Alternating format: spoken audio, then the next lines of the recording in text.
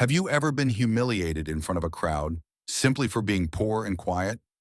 In the sharp sting of whispers, a man trembled as he held a worn piece of paper.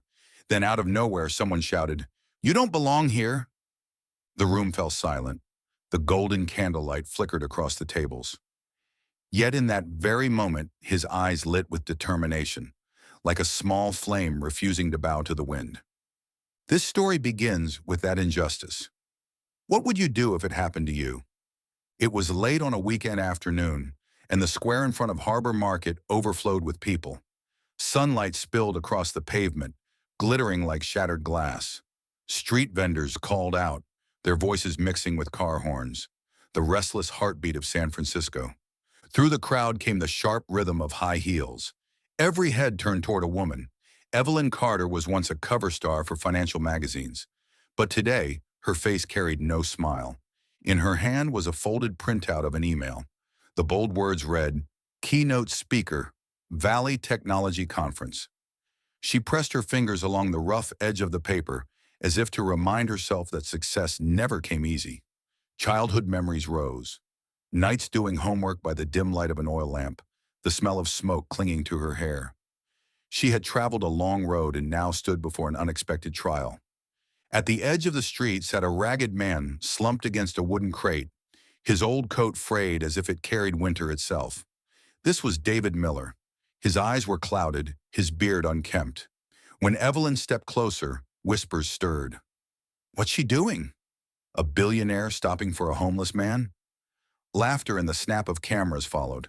A young man whistled mockingly, the sound cutting the tense air like a needle. Evelyn froze, her chest heavy, but she didn't turn away. She straightened her back and met David's eyes with surprising calm. "Do you still remember the world of work?" she asked softly, her voice warm enough to be heard in the hush. David blinked, a strange spark flickering across his face. The crowd fell silent, waiting. An elderly woman nearby shook her head and whispered, "Is that recklessness or courage?" David stirred, his calloused hands tightening around a worn bag. In the fading light, a name-engraved pen slipped from his coat pocket, catching a brief glint before fading again, like a memory buried deep. Evelyn's heart jolted, a faint sign, but one that hinted his past was far from ordinary. The only sound was a wind chime ringing gently from a nearby shop, its clear note calling out to what was about to unfold. From the crowd came a harsh voice. "Carter, you're degrading yourself." Cold laughter followed. Evelyn drew a steady breath, stepped closer, and let the words fall behind her. She knelt, her blue dress brushing the cold cement. Her hands trembled slightly, yet her eyes shone with unwavering resolve. "David Miller," her voice carried, "will you give me a chance, as I'm giving you one?" The crowd gasped. A rush of breath rose like waves breaking against the shore. David stared down, lips trembling. In his eyes lived both confusion and pain. Then a small, broken smile crossed his face, like a lost wind wandering through dark alleys. "If you're truly serious," he said slowly, "then go into that market, buy a ring, and come back to ask me again." The square erupted in chaos. Insane! Who turns down a billionaire? Evelyn didn't reply. She rose, brushed the dust from her dress, and walked firmly into Harbor Market. Many assumed she would leave, but in her eyes flickered a light, proud, reckless, determined. The glass doors closed behind her, leaving David and the crowd in a breathless wait. Minutes passed, the tension sharp enough to slice the air. A child tugged at his mother's hand. "Mom, will she come back?" The mother said nothing, only tightened her grip and stared at the door. Then the doors swung open. Evelyn stepped out, holding a small velvet box, its blue surface catching the afternoon sun. The square fell silent, every heart pounding as one. She walked forward, her eyes brighter than ever. Before dozens of stunned faces, she knelt once more. "David Miller!" Her voice trembled but rang clear. "Will you marry me?" A single tear slipped down David's cheek, cutting through the dust of time etched on his face. In that moment, the entire square froze in awe. Evelyn still knelt on the cold cement, the velvet box glowing in the fading light. The crowd was silent, broken only by the faint ring of a wind chime. David's eyes glistened, yet hesitation lingered across his face. Then a burly man in the crowd shattered the silence. Enough! She's putting on a show! His voice was sharp as a blade, slicing through the air. Evelyn lifted her head, her gaze steady. She tightened her grip on the ring box, the sharp edge pressing into her palm like fire. In her pocket, the folded email brushed against her chest, a reminder she held proof, an undeniable truth. But laughter cut through again. Carter, are you buying fame by pitying a vagrant? Each word fell like stones into water, rippling doubt across the square. David lowered his face, thin hands clutching the tarnished name-engraved pen. The jeers carried him back to the day he was cast out of a boardroom. Stripped of everything, once family connections were gone. He whispered almost to himself, "They don't know where I've been." His words were faint, but Evelyn caught them. Her heart tightened. A middle-aged woman pushed forward, holding a crumpled transit ticket. "I've seen him before," she said. "He keeps this old ticket, talking about the days he worked at the data center.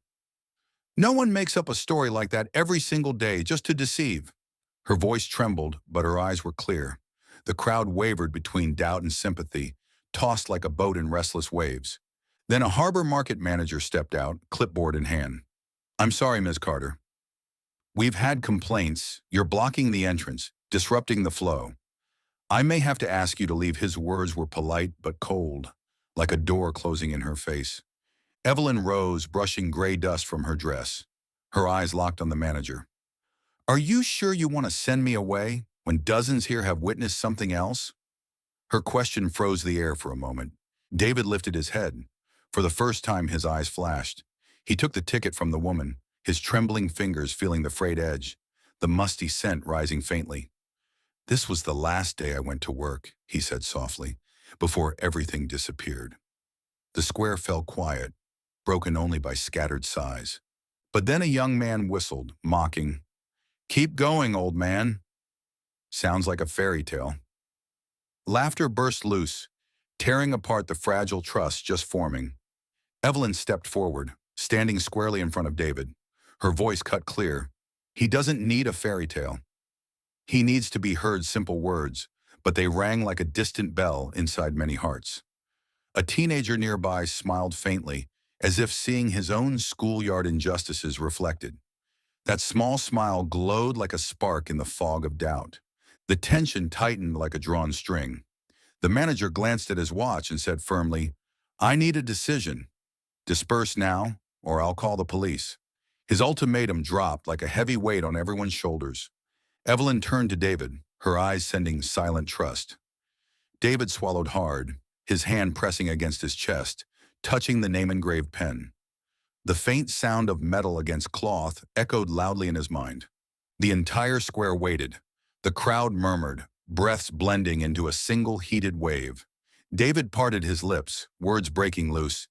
"If you truly want to know who I am..." Then he stopped, his eyes locking with Evelyn's steady gaze. The air seemed suspended, every person waiting for what would be revealed. "If you truly want to know who I am..." David's voice hung in the air, breaking apart in the breeze sweeping the square. The crowd stirred, waiting for more. But another voice cut in, harsh and flat. "He's just milking pity for himself." A young man raised his phone, filming David's face with a mocking grin. David bit his lip, his shoulders trembling. The crumpled transit ticket crackled in his hand, brittle as a dry leaf. His fingers traced its worn edge, the soft decay pulling him back to that winter morning when he was still a data specialist, ticket in hand on his way to work. A heavy breath escaped, his eyes wet but still clear. Evelyn leaned closer, resting a hand on his shoulder. The quiet gesture anchored a dignity now under attack. The store manager stepped onto the steps, his voice tight. "Ladies and gentlemen, this isn't the place for personal stories. Please disperse now, or we'll have to call the police." His words fell like a hammer, striking the tense air. The crowd swelled with noise, some protesting, others simply curious. Evelyn stood tall, her eyes locked on the manager. "If you call the police, make sure the report includes the truth. Not just from me, but from the dozens here who've seen it." An older woman edged forward, her hands shaking as she held up an old tarnished key. David gave me this once. He said it unlocked the cabinet where his project drafts were kept.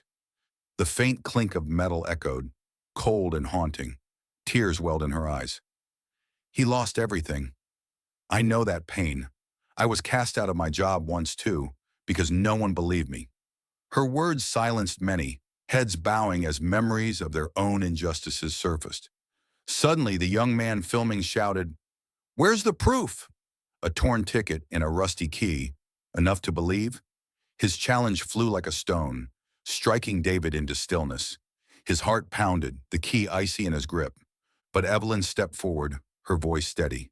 Sometimes value isn't in what shines, but in what someone refuses to throw away.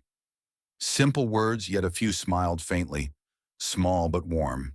The tension thickened as the manager declared firmly, "You have 10 minutes. After that, I have no choice." The air tightened, stretched to its limit. David scanned the crowd, faces a mix of curiosity and indifference. He swallowed his fear, fingers brushing the name-engraved pen in his pocket. The faint scratch of metal against cloth whispered a reminder. He had once written projects that reshaped a company. His eyes brightened, his breathing slowed. He was ready to speak. But another shout split the air. "Don't be fooled! Carter just wants publicity." The crowd broke again, some turning to leave. Evelyn raised her head, her eyes glowing like embers after a storm. "This isn't theater. I believe in a man, even if the world turns its back."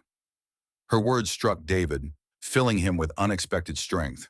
He drew a deep breath, lifting the ticket and the key high in his trembling hands. "I'll tell you who I once was." His final syllable cracked, but his eyes blazed bright, like a door of memory about to burst open. The square fell utterly silent. Every heart hung in the edge of his next word. David lifted the old ticket and key to his chest, his voice barely leaving his lips when another shout crashed in like a sudden gust. "Liar!" the young man with the phone barked, his face hard. The store manager stood on the steps, the scent of fresh paint drifting from the railing, and spoke coldly. "This area isn't for gatherings." Clear out now above them, the wind chime rattled, its thin ring stretched taut like a fraying string. Evelyn stepped forward, shoulders squared, her gaze calm. She opened the velvet box, letting the ring catch the sun. Its warm shine touched every eye, a reminder she wasn't playing games. Her other hand slid into her pocket, brushing the folded email, the rough paper prickling her skin. "If you need notes, then write this," she said slowly. "I knelt willingly before a man, and I have proof of who he is." "What proof?" the young man snapped, lifting his chin. The scent of roasted coffee drifted from a nearby stall, hot and sharp. Evelyn raised the email, the paper crackling in the breeze. "Confirmation of me as the keynote speaker, with the old guest list attached." She paused, then turned to David. "And on that list, your name, David Miller, Quantitative Data Team." David flinched, his fingers tightening around the cold key. In his pocket, the engraved pen seemed to whisper. He suddenly remembered the faded words on its barrel. D. Miller, Quant Team. The manager narrowed his eyes. "Anyone can print a list." He lifted his clipboard high, as if to stamp out a dying ember. The crowd rippled with murmurs. Then the older woman, the one who'd offered the bus ticket, stepped fully forward. She drew a deep breath, as if gathering all her strength. "The day my husband lost his job," she said, her voice breaking, "he clung to me the way this man clings to that ticket, afraid that letting go meant losing what was left of his life." Her eyes glistened, carrying a small light from her past. Noise erupted again. "Enough!" the young man shouted, shoving his phone close to David's face. A careless elbow jostled someone, and the key slipped from David's hand, striking the cement with a dry clack. He bent to grab it, his fingertips brushing cool dust. Evelyn crouched with him, the scent of warm bread drifting from a nearby oven, soft as a child's touch. She whispered, "Don't be afraid. We'll gather every piece back." Her words rested in his shaking palm like a round stone, steadying him. The manager called for security. A guard approached, his radio crackling like grasshoppers in dry weeds. "If you don't clear out, we'll enforce the rules." he said, his finger hovering near the button. Evelyn lifted her head, not defiant but composed. Then write this in your notes. A woman asked to listen to a man's story. And here, she drew another page. Service logs from Carter Innovations. That year, customer support verified David Miller's data. I kept it because I knew one day it would matter. The young man sneered. Papers, just papers. David steadied his breath and handed Evelyn the engraved pen. Its surface was cold, slick as dew on a leaf. Read the carving, he murmured, no longer hiding. The day I received it, my team leader said, write something that helps others. I did, until I lost everything. Some in the crowd looked down at his worn hands, nails dark with age, and fell silent. A teenager squeezed his mother's hand, as if afraid to lose the hope just flickering in his own eyes, that people could still rise again. The tension peaked as the guard stepped closer, his shoes scraping against stone. Ma'am, he said firmly, end this disruption now. Evelyn didn't retreat. Instead, she lowered the ring box and placed it gently on the step, like setting down a promise for all to see. I'll leave, she said, each word deliberate. But first, he deserves the right to speak fully. The air held still, as if a door hinge had just been oiled, ready to open. David drew a long breath, the scent of baked cinnamon mixing with the metallic tang on his tongue. He lifted the old ticket with both hands, its paper soft as the towel he once used to wipe his son's face.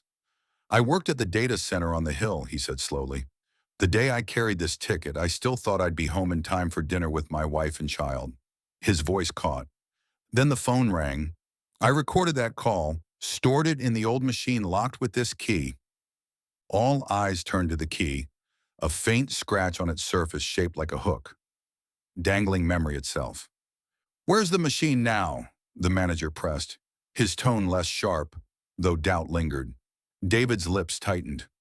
In the warehouse by the pier, in a wooden locker that smells of oil. I put it there on the day everything collapsed. His hand slid down the pen's spine, like a man fingering beads of his own reckoning. The older woman nodded. I know that warehouse. I worked nearby as an accountant when I was young. Her voice was timid yet steady, like a lamp trimmed with fresh wick. The manager glanced around, caught between policy and the many eyes demanding fairness. He tapped his pen against the clipboard, the small click marking a crossroads. Fine, he said with a long breath. If you go there now and stop blocking this place, I'll temporarily acknowledge it. The young man with the phone scowled and turned away, muttering. The wind chime rang again, warmer this time, like voices calling each other home for supper. Evelyn lifted the ring box, dusting it clean with a touch as gentle as smoothing a child's hair. She looked at David, a faint smile crossing her face. Let's go to the warehouse. He nodded, his eyes wet but shining, like water after a storm. The older woman clutched her handbag tighter and whispered, I'll come too. Some paths only the old remember. In the press of bodies, the three of them stood close, bound like braided strands.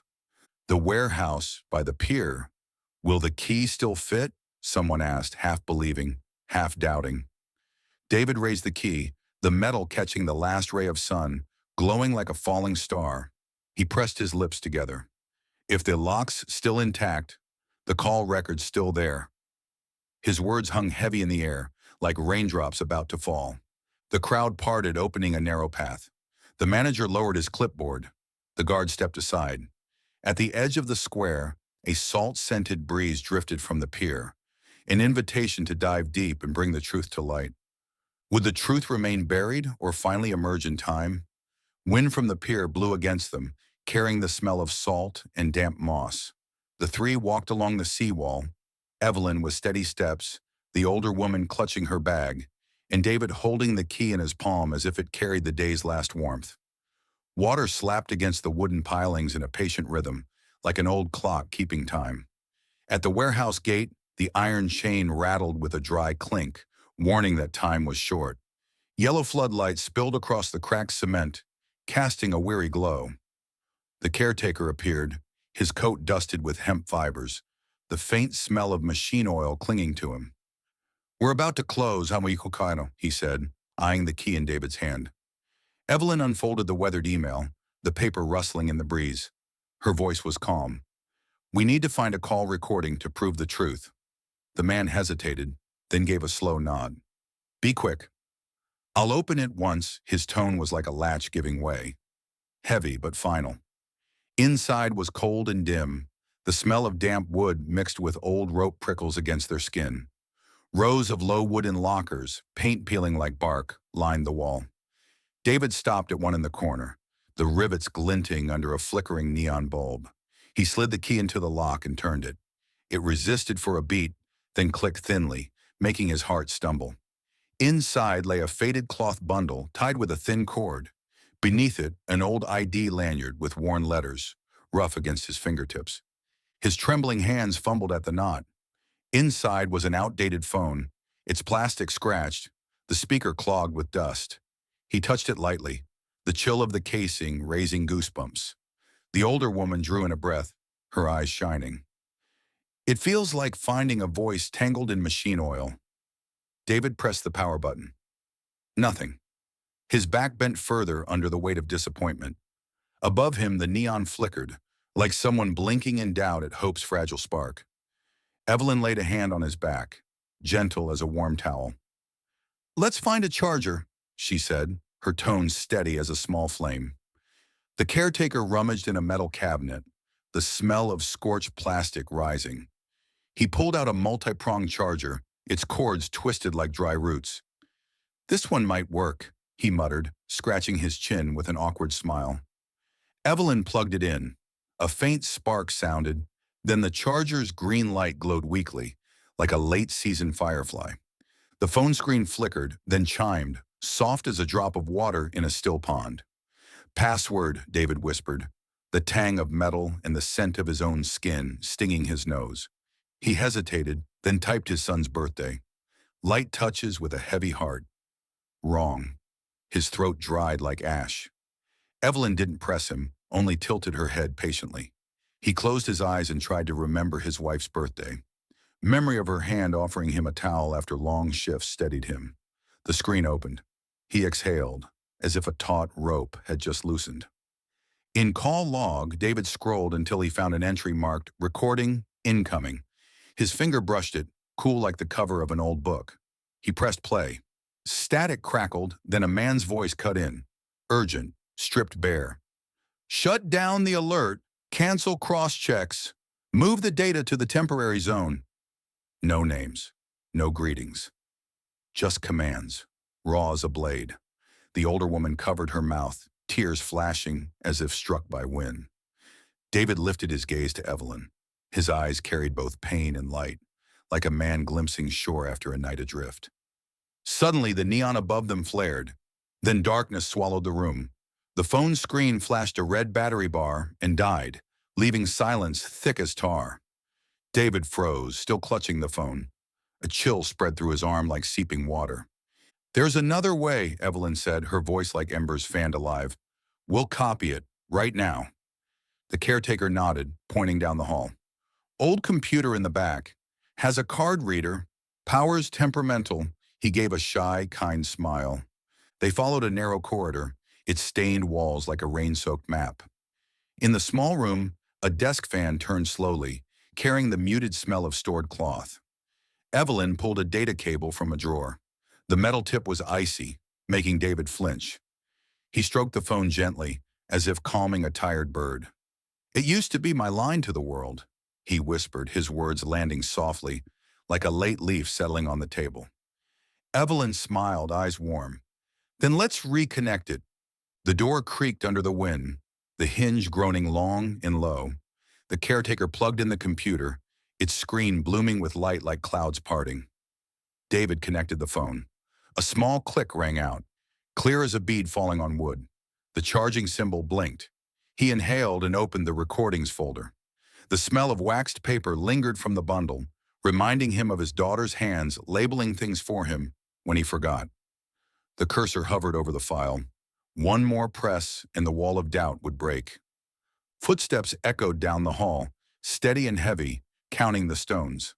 The caretaker frowned, dust clinging to his brow. Evelyn gripped the cable, holding it firm as if afraid it might slip loose. David moved the cursor to copy, his breath brushing dry lips. He pressed. A progress bar appeared, thin as a thread.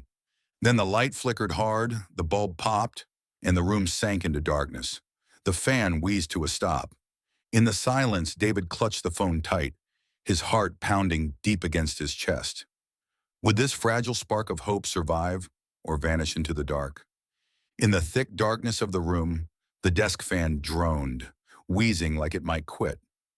David pressed the phone to his chest, his heart pounding fast. Evelyn set a warm hand on his shoulder, holding on to what breath remained. "We can't stop here," she whispered, steady as a post driven deep into shore. The older woman nodded, eyes shining. "Bring it to the light, even if they laugh or doubt." Power snapped back. The fluorescent light flickered on. The screen showed the copy bar halfway. Still a chance.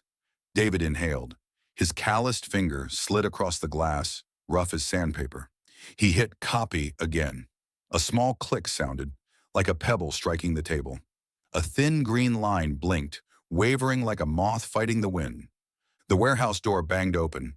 The manager and several people rushed in, street dust riding the draft. "Enough! You're violating the rules," he boomed, trying to drown the small flame of hope. Evelyn turned, shielding half of David. She raised the frayed email. The paper rasped like autumn leaves brushing each other. "This is official proof. You can't ignore it." The older woman lifted the old ticket. Under the yellow light, its creases showed like veins in a leaf. A young man shoved his phone close, scowling. "All three of you are staging this." David trembled, then straightened. He held up the name-engraved pen, the cold metal flashing. "I signed hundreds of reports with this. If you want proof, check the company records." His voice cracked but carried, stopping the advancing crowd. It was a point of no return. Words sewn, impossible to take back. The phone buzzed softly. The progress bar filled. A bright ding chimed in the small room, clear as a distant bell. Evelyn glanced down. Her lips shook, then lifted into a tired, radiant smile. "We've got it." David's eyes brimmed. "For the first time, I don't feel invisible." The older woman began to cry, her fingers tightening on her bag, as she remembered her husband's silent walk from the factory years ago. The manager flushed and snatched his notebook, pushing forward. "It's worthless without verification." Evelyn answered cleanly, "Then we go public and let everyone verify." Her voice didn't rise, yet every word landed like a nail set true. The hallway murmurs faded. From far off, the harbor clock tolled, each stroke reminding them that truth has its hour. David gripped the phone, the glow reflecting in his eyes. He opened the file. The same stripped, urgent voice cut through static. "Shut down the alert, cancel cross-checks." The rasp of interference scraped like salt across wood. Faces blanched, a few back toward the door. The older woman drew a shaking breath. "That's the supervisor who forced us to drop reports," she said, her voice tight but precise. Her words caught like a spark, joining those still on the fence. Silence gathered. David lifted his head. Screenlight washed over his face, mapping every age-worn line like char and wood grain. "Truth doesn't die," he said slowly. "It gets locked away until someone dares to turn the key." Evelyn touched his back. Her hand trembled, but it held steady. Outside, footsteps swelled. Eyes burned bright, threading together in the doorway. David opened his mouth to speak again. Then a police siren wailed from the pier, sharp and cold. Everyone froze, nerves stretched tight as wire. Evelyn turned, eyes clear and firm. "David, it's time." He nodded, his gaze flickering like a small flame just fed with oil. Would this move change everything, or pull them deeper into the storm? The siren from the pier bled into the warehouse like a dark stroke of ink. David stood tall, gripping the phone, its warmth seeping into his skin. Evelyn glanced down the dim hallway, yellow light falling across the ring box in her hand, soft as a strip of moonlight. "Outside," she said, just loud enough. "They need to see." The caretaker slid the bolt, the metal tap like a quiet nod. They stepped into the yard. River wind carried salt and damp resin, nipping at collars. Two officers approached, shoes thudding, red and blue light washing the wall. "What's going on here?" the female officer asked, slow and clear. Evelyn lifted the frayed email, paper rustling under her fingers. The older woman raised the old ticket to her chest, its deep creases like roads she'd sworn never to forget. David opened the recording. Static scratched, then a man's voice cut in, cold and urgent. "Shut down the alert, cancel cross-checks, move the data to the temporary zone." Shoulders tightened across the crowd. A few hands flew to mouths. The damp wood smell around the pier grew stronger. The officer tilted her head, palm resting on her leather notebook, cool as stone.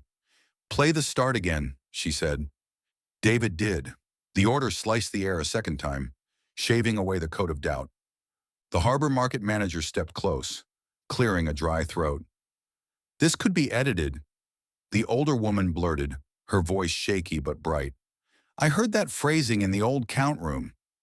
They always said move to the temporary zone to wipe tracks." Her fingers gripped her bag strap, nails rasping the soft leather. A ring of younger faces nodded slightly. Their eyes softened, curiosity edging into understanding. "What else do you have?" the officer asked Evelyn. Evelyn pulled another worn printout, the rough edge tingling her fingertips. "Call log times. They match David's shift." She drew a breath, river moss stinging her nose. "And this, his engraved pen, marked for the quantitative data team." She set the pen in the officer's gloved hand. Metal touched leather with a tiny ting, like knocking on a gate about to open. Just then, the live-streaming kid shouted, "New comment!" His screen flared, text racing past. He read and stumbled. "I'm a former data control employee. That voice sounds exactly like the old coordination chief." The crowd swelled, then quieted all at once, like a wave rising and laying itself down. Wind fretted the water, a chill braided with the murmur, raising fine bumps on skin. "Don't jump to conclusions," the manager snapped, a trace of smoke clinging to his collar. He yanked out his phone, swiped hard, and barked into it. "Activate the temporary zone for me, He stopped. Both officers glanced over, surprise flashing in their eyes. The crowd went still, as if a familiar scrap of speech had just landed in the wrong place. The older woman pressed a hand to her chest, her breath caught, and her pupils widened. Evelyn said nothing. She simply lifted David's phone toward the officer's handheld microphone. The voice on the recording sounded again, weighing each word. "Shut down the alert. Cancel cross-check." At that exact moment, the manager's phone, still on speaker, let a low male voice leak through. "Keep it quiet. Put everything in the temporary zone." The two voices overlapped like matching grooves cut into the same plank of wood. Sweat beaded at David's wrist. He clenched the phone tighter, afraid this fragile truth might slip away. The moment blew open. People cried out. A young woman burst into tears, flour-dusted fingers over her mouth. The female officer raised a hand for calm, her tone turning steel. "Sir, we need you to come with us." The manager backed up. His toe slid in a thin sheet of water, his soul squealing against the concrete. He pointed at David, shouting, "They set me up!" But he wouldn't meet the glow of the engraved pen, shining river green under the lights. David turned to Evelyn, eyes wet and warmed by a thin beam of light. He spoke softly, each word set down like a stone. "You kept me anchored to the truth." Evelyn exhaled, a trace of salt and skin settling her nerves. She nodded, voice low. "Finish the sentence you started." David faced the crowd. His chest rose and fell, then steadied, like an oar finding its rhythm. "If you truly want to know who I am," he began, then paused. In the hush, the ring box in Evelyn's hand cast a glow across half his face, tracing every road time had cut. He parted his lips. Even the wind along the pier leaned back to listen. Headlights swept the quay. A black car rolled in, beams carving a bright line along the wall. The door opened. A man in a trench coat stepped out, an old access badge banded to his wrist. The crowd hissed softly. The officer's hand settled on her notebook, waiting. The man's eyes moved over the phone in David's grip, the engraved pen, the frayed email, then stopped on the trembling ticket in the older woman's hand. He gave the faintest curl of a smile. David's palms dampened. He steadied the phone, breath ready to rise. Would truth claim the open field? Or would a new hand yank the curtain down? The moment the black car stopped still lingered in everyone's eyes, but the truth could no longer be hidden. The crowd murmured, then a single clap rang out, dry but solid, like knuckles on wood. More followed, rolling like small waves against the stone pier, forcing the manager to bow his head, sweat streaking his temple. The female officer's voice cut clear. "We'll file a report, secure the evidence, and summon those involved." Her words sealed the lid on a chest of injustice that had just been cracked open. Evelyn handed her the old phone. The faint smell of aged plastic clung to her palm, her fingertips tingling as if she'd just let go of something hot. David bent forward, breathing hard, yet his shoulders were straighter now, his eyes glowing like an oil lamp rekindled after years in the dark. The manager bit his lip, shouting, "This is all a misunderstanding." But the crowd had turned its back. Those who once depended on his words now looked him in the eye, their stares cold as winter water. The older woman stepped forward, lifting the worn ticket to her chest. Her voice shook but rang clear. "This ticket was once dismissed as worthless. Today it reminds us that we still matter." Her words sank into the silence like water seeping into parched soil, slow but lasting. A young man approached, hand outstretched. His palm still smelled faintly of machine oil, its warmth making David tremble. "I used to think men like you were just shadows. But now I believe everyone deserves to be heard." His plain smile, his clear eyes, made David nod, lips curling into a fragile but full smile. Evelyn watched, her eyes wet, her mouth pressed tight to hold back her own. The officer scribbled into her notebook, pen scratching steadily. "We'll forward this case to higher authorities."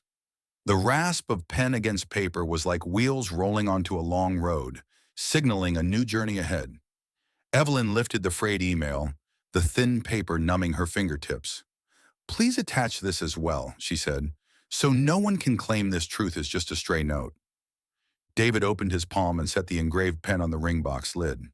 Metal touched wood with a warm thud, like knocking on a door to welcome someone home. He spoke softly, voice uneven but firm. "These are the things I kept, so I wouldn't forget I once existed." The older woman laid her wrinkled hand on his shoulder, her rough skin warm as well-washed cloth. "You didn't just exist. You made us stand taller." The crowd shifted from restless whispers to a calm presence. Some dabbed their eyes. Others nodded. Some simply held their children's hands tighter. The river breeze was salty but warm, as if the water itself sighed in relief. Evelyn looked at David, her eyes brimming. "Justice isn't only about exposure. It must be preserved." Her words stretched like a thread, tying the present to the days ahead. In the officer's hands, the old phone and sealed papers gleamed under headlights that spread across the pier. The ring box, still ajar, caught the light. David looked at it, the glow brightening half his face. He opened his mouth as if to say more, then stopped, his gaze drifting toward the road, where the sunset spilled its fading fire. Would this justice they had built be strong enough to spread, to keep its warmth alive for the whole community? The crowd was still hushed after the turning point.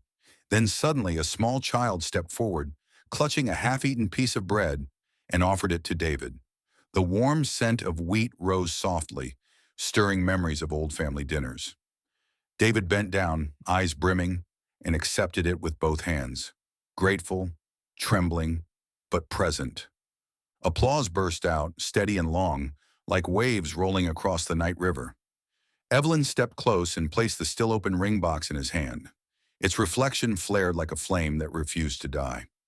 "You're not alone anymore," she said, her voice gentle but firm. The older woman wrapped her arms around David. The faint scent of old soap on her clothes caught in his throat, as if he'd found the home he thought was lost. The old phone, sealed now in its evidence pouch, made a faint click as the officer closed the file. The sound was steady, like a lock sliding safely into place. She lifted her gaze, solemn yet warm. "This evidence will enter the official record." The crowd let out a low cheer. Faces relaxed and eyes shone like oil lamps lit one after another. David slowly opened his palm and laid the engraved pen on the ring box. Metal touched metal, sending out a warm resonance like the start of a hymn. He smiled, lips quivering. but his eyes were radiant. All these years, I thought I was reduced to one fading mark, but now I see I'm engraved in people's hearts. Tears fell, but his smile held, thin, steady, enduring. Evelyn watched, fragments of memory rushing back from that very first meeting, yellow light, frayed paper, a hand tapping on wood. She whispered, "Justice isn't a lightning strike. It's a candle passed from one hand to another." The older woman nodded, eyes red. "And today we've lit another candle." Sunset poured gold across the pier, warming the ring box, the old ticket, and the pen lying side by side.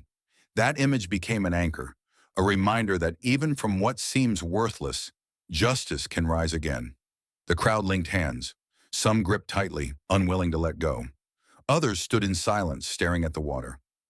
David turned, his voice thick but clear. "We've all been dismissed at some point, but if we dare to hold on to truth, none of us is invisible." His words spread into the wind like a distant church bell. Evelyn smiled softly, her eyes glistening. "Justice lives on when we guard it together." The river breeze swept in, cold but comforting, like an unseen hand laid gently across their shoulders. And in that moment, it felt as though the question wasn't just for them, but for us all. Would you stand for justice when it's your turn? As the crowd slowly dispersed, the riverside still carried the tang of salt and the warmth of wood, like the memory of an old fire. Evelyn folded the worn sheet of paper, once dismissed, and placed it beside the half-open ring box. David set his engraved pen on top, a faint ting, echoing like a promise to guard justice. The older woman clutched her faded ticket, eyes wet yet calm, while the smiles of strangers passed between them like candles, lighting faces that once bowed low. In that moment, injustice didn't vanish, but it was surrounded by nods, by gentle hands, by looks that quietly said, "We remember." Night fell softly. The breeze moved through the grass, and water touched the stone steps in a steady, peaceful rhythm. David lifted his gaze, eyes bright and gentle, like a man who had finally found the old key to the right door of his life. Evelyn gave a quiet nod, her palm still warm, as if holding a flame that could never be put out. And in the hush that followed, one truth was clear.